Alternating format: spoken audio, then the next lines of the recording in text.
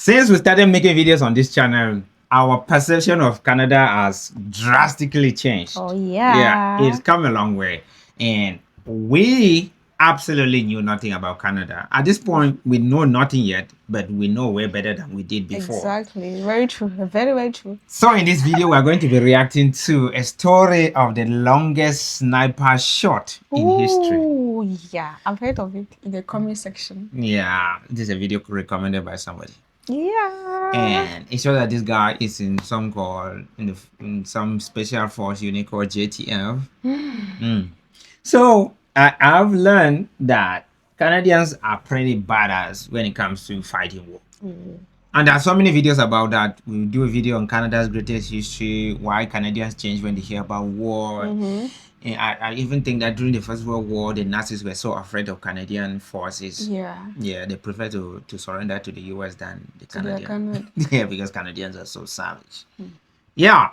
So, ladies and gentlemen, let's learn more about this. Yes. And if you've not yet subscribed, please Go on and subscribe while we do this together. Yeah. Canada, tell us the story. Imagine Iraq. standing on a rooftop in Iraq. Ooh, Your spotter Iraq. tells you the target is 2.2 miles away. Not kilometers, miles. Gee. You've got 10 seconds to calculate wind, bullet drop, Earth's curvature. And the margin for error is literally 0. 10 seconds. When a Canadian sniper pulled the trigger in 2017, everyone in the military world stopped and asked the same question. How? Welcome to JTF-2, Oh, the unit that JTF. makes Delta Force ask for permission to operate with them. There's I know you like military Oh. stuff. You would go for it. Oh, he just said something. A unit that would make the Delta Force in the United States ask for permission to work with them. Just for reference, Delta Force is the force that went into Venezuela and took out the Venezuelan president. President. Yeah. Wow. So if these guys are pretty badass than the Delta Force, it's gonna be crazy. I hope it's just being hyperbolic. But if it's not, I'll be positively surprised. permission to operate with them. They're so secretive, the Canadian government barely admits their operations. They've got Tier 1 credibility alongside DevGru and the SAS, yet most people don't know their name. And this isn't just another Special Forces unit. This is where the rules are different. Here's what makes JTF-2 absolutely insane. They operate under a dual mandate: domestic terrorism response and international direct action missions. That's SAS-level sophistication combined with FBI HRT DNA. And their sniper record? Let's just say they've shattered the competition so thoroughly that 3 of the 5 longest sniper kills in military history are Canadian. What? By the end of this video, you're going to understand why elite Jesus. operators from around the world specifically request to work with these guys. Let's go. Oh my god. I now get this why many people keep telling me, even our fans from the USA told us that we should not even think of underestimating Canada when it comes to military fighting. Imagine Americans telling us that. That we should not think of that. This video is just reaffirming it. Jesus Christ. Oh my god, I'm so excited to watch what's going on here. Most people don't know Canada has Tier 1 Special Forces. Here's why. They don't talk about it. Most people JTF-2 wasn't including born me. from a secret military bunker. It was born from the RCMP. In 1993, the Canadian government realized their counter-terrorism capability was not ideal. So they took the RCMP's Special Emergency Response Team, basically police operators, and militarized it. They grabbed roughly 100 volunteers from elite Canadian military units like the Airborne Regiment and formed Joint Task Force 2. Their base, Dwyer Hill, Ottawa. Their motto, Facta non verba, deeds, not words. And their entire operational philosophy was built on something American Special Forces sometimes struggle with: surgical precision with extreme restraint. The unit was designed to be small, elite, invisible, about 350 members. That's it. For context, JSOC has thousands. JTF2? Smallest Tier 1 unit in the world. Every single person is a volunteer who passed a selection process so brutal that candidates train 12 plus hours per week for a year before they even attempt it. For the first few years, they were basically waiting for something to happen. Protective details, hostage rescue training drills, counterterrorism exercises in Canada. Then 9/11 changed everything. December 2001. Okay. JTF-2 got the call nobody expected. Your unit is deploying to Afghanistan in Whoa. direct combat in 6 weeks. About 40 operators boarded aircraft and became part of Task Force K-Bar, a coalition of special forces from 8 nations, including American Delta Force, SEAL Team 3, and British SAS. The Canadian government didn't even tell the public they were going. What happened next? Absolute mayhem. Between December 2001 and November 2002, Okay. Task Force K-Bar conducted 42 reconnaissance missions and direct action operations. And here's where it gets insane. JTF-2 operators specifically captured 107 Taliban leaders and killed 115 Taliban and Al-Qaeda fighters in 6 months. General Rick Killier later said these guys were world-class and in high demand. The US command loved them because they had something American SOF sometimes lacks: extreme professionalism with zero collateral damage obsession. Maximum effort, minimum support. They worked alongside the US 3rd Special Forces Group, and operators who deployed with them say the Canadians were relentless at capturing high-value targets. Not killing them, capturing them. That RCMP DNA meant something. Rules of engagement matter. Then came Operation Anaconda. These Canadians are scary, aren't they? Wow. They are scary. I didn't know this about Canadians. Wow. That's so amazing. Oh, It feels so good. I think this is just the second military video we're doing about Canada. Yeah, this is like just the second, right? Yeah. We're going to dive into military stuff sooner than later. God! March 2002.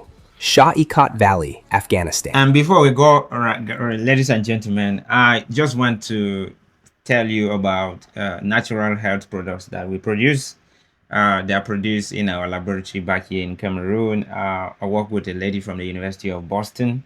All we do is produce natural health products for people across the world. And people order from different countries around the world. France, there are people that have been sent to in Canada and The US. the US.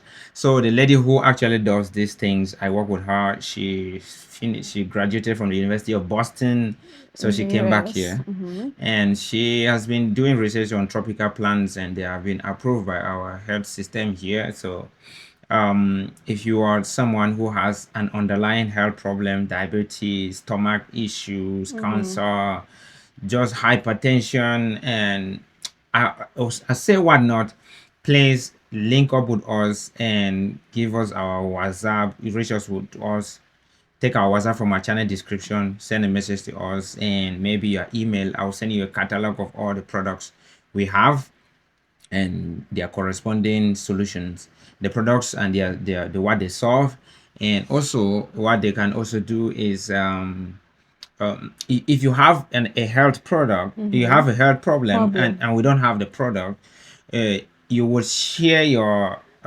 medical report with the doctor, and then she can find a particular solution for you and you alone. Yeah.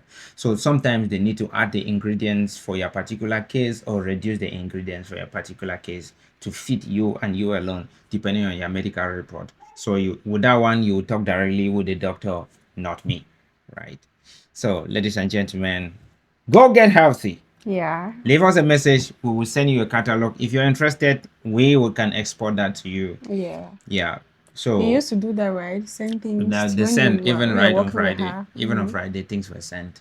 This Friday. Yeah. Wow. Yeah. So you have to just the company is called RICO, RIRCO .org. That is the company's website.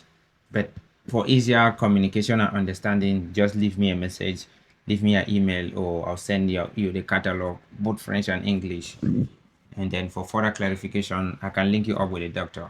I am the communication manager. Ladies and gentlemen, let's Thank keep you. watching. Let's keep going. This is not the typical sponsored section on YouTube where you put all those things in. This is just me telling you guys what we produce. Yeah. And when editing the video, I might put some pictures for you guys to see. Right? So, yeah, just check it out. Thank you, guys. Thank The you. American military was planning the largest combat operation in Afghanistan of the entire war. They needed reconnaissance teams inserted into caves south of Tora Bora, the exact place where Osama bin Laden might be hiding. JTF-2 got the call. They inserted with SEAL Team 3, German KSK, and New Zealand SAS. What they found in those mountains was nightmare fuel. 70 caves, 60 structures, 9 days of penetrating underground Al-Qaeda positions. The shot that made them legends? That came later. But Operation Anaconda proved something. JTF-2 wasn't just good at capturing people in open terrain. They could operate in the most extreme environments and extract intelligence from the worst conditions. Back home, the Canadian government remained completely silent about everything. That's the JTF-2 way. Do something monumentally difficult, then refuse to talk about it. Fast forward to June 2017, Iraq. A JTF-2 sniper team is positioned on the rooftop of a high-rise building overlooking an ISIS position. The spotter calculates the distance, 3,540 meters. That's 2.2 miles. To put that in perspective, you're shooting farther than most people can see. The previous world record was 2,475 meters, set by a British sniper in 2009. This Canadian shot beat it by over 1,000 meters. Here's what makes this physically insane. The Macmillan TAC-50 rifle fires a .50 caliber round. When it leaves the barrel, it's traveling at about 2,800 feet per second. At 3,540 meters, that bullet takes roughly 10 seconds to reach the target. What? During those 10 seconds, it drops approximately 15,000 inches. That's 1,250 feet. The sniper had to calculate wind speed, which changes over 2.2 miles, humidity, air density, the curvature of the earth, bullet ballistics over extreme distance, firing from an elevated position. The adjustments dialed into the scope: 113 mils of elevation, 6.5 mils of windage, and one shot. That's it. The Canadian Armed Forces confirmed it. The international military community went silent because they just watched someone do the impossible. But here's the thing, this wasn't a fluke. See, JTF-2 has a completely different organizational structure than American Tier 1 units. While Delta Force integrates snipers into assault teams, JTF-2 has an entire separate squadron dedicated solely to precision marksmanship. That means your snipers don't pull Overwatch duty and chase terrorists at the same time. They just get better at extreme distance shooting. That's why 3 of the 5 longest sniper kills in military history are Canadian. Wow. 3 out of 5. Terry. The previous record holder, also Canadian. 60%. Rob Furlong set it in 2002 at 2,430 meters. Before that, Craig Harrison from Britain held it at 2,475 meters. Canada broke their own record, beat the British record, and held on to it. But the sniper record isn't even their most impressive operation. In 2006, 4 Christian peacemakers were kidnapped in Baghdad by a militant group called the Swords of Righteousness Brigade. 1 Canadian, 1 American, 1 British, 1 from somewhere else. The British SAS initiated Operation Lightwater to rescue them. And while the British Foreign Office and Pentagon both publicly acknowledged it, the Canadian government refused to confirm anything. JTF-2 operators worked alongside the 22nd SAS, conducting raids across Baghdad, gathering intelligence, and setting up the rescue. On March 23, 2006, the SAS went in. 3 hostages were extracted alive. Nobody officially admitted JTF-2 was there, but everyone in the special operations community knew. What? How do these Canadians do this? I though? really don't know. I really don't know. The narrator is just telling a bunch of stories, and He's I'm like, vibing I it. can't He's- process all the of it. director is like, wow. What? Operations community knew. That's the JTF-2 model. Do something incredible. Say nothing. Move on. Over the years, operators have suspected JTF-2 involvement in Libya, Mali, Syria, and countless other places. The Canadian government has never confirmed any of it. That's not secrecy for secrecy's sake. It's operational security at the highest level. And now, they're expanding into the Arctic. Canada's asserting sovereignty in the north, and JTF-2 is leading those operations. Climate change is opening new waters, and geopolitical competitors are watching. That's a whole different mandate nobody talks about. Why they're different. Here's what separates JTF-2 from other Tier 1 units. All right. First, they're small. That means everyone knows everyone. Institutional knowledge flows at a different level. Yeah. Second, they have dual You know, that's very important, right? Yeah. I mean, back there in the village, you could easily like go to school and you know everybody in school. Around you. You know your classmates, even your seniors and your juniors, and even know them by name. Yeah. But here in Yaoundé, I only know my classmate and I finished there. I mean, the don't know school many is just people. no. I don't know. In fact, your many people. neighbors, you don't even know them. I don't even know them. Yeah, but in the village, Like in the when whole quarter. we have things like joint courses, right? Yeah. You see new faces. After that, they just disappear. You don't even know their names. You just sit Even with at them. home where you spend most of your time, you don't know your immediate neighbors. Yes, you But don't back even in know the their village, names. But you know everybody in the neighborhood. everybody. Yeah, and when you know people like that, you kind of form bonds. You kind of share information. Yeah. So what the narrator just said by that being an advantage to them is something I very agree good, to yeah. 100%. It's really healthy. Oh. DNA, military and law enforcement. That RCMP heritage means they understand both combat and civilian operations. Third, their selection process is absolutely brutal. Candidates train for a full year, 12 plus hours per week, before selection even starts. Oh yes. We're talking rucking, swimming, phobia testing, heights, water, confined spaces, psychological evaluations, and CQB drills that would break most people. Fourth, they operate under rules of engagement that prioritize precision and restraint over overwhelming force. Maximize results, minimize support. And finally, the motto. Facta non verba. Deeds, not words. Deeds, not It's not words. bragging. It's not media attention. It's results. If you're thinking about applying, minimum 2 years military service, regular forces. Minimum 3 years, reserve forces. Pass a pre-screening physical fitness test. Medical clearance. Security clearance. Approval from your chain of command. Parachute qualified. Then you face selection. And most people fail. But if you make it, you become part of the most elite, most secretive, most operationally sophisticated special forces unit most people have never heard of. JTF-2 operates in shadow. They don't need media attention. They don't need recruitment videos. They just need to be the best. And they are. If you didn't know about JTF-2 before this video, Like now me. you do. Now I And if do. you want more JTF2. deep dives into special operations, elite military units, and the stories nobody tells, hit that subscribe button. Facta non verba. Thanks for watching. Thank you. But what's the meaning of JTF2? Like the full meaning? I don't think. JTF, Yeah. Joint Task Force. Okay. Yeah. Joint Tax Force. too. That's beautiful. Yeah. They say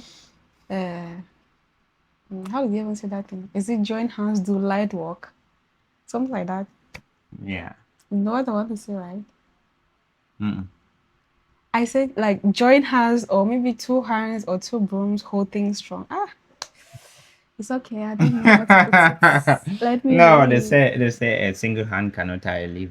And Or then many hands make light work. yeah. Yeah, That's many what I hands wanted make to light say. work. Yeah. What were you thinking about when you forgot? I see you are distracted. Who's distracted? Ladies and Thank gentlemen, thank you so much. thank We are so you happy, Canada. Oh, we love you. so much. Respect Canada. Always.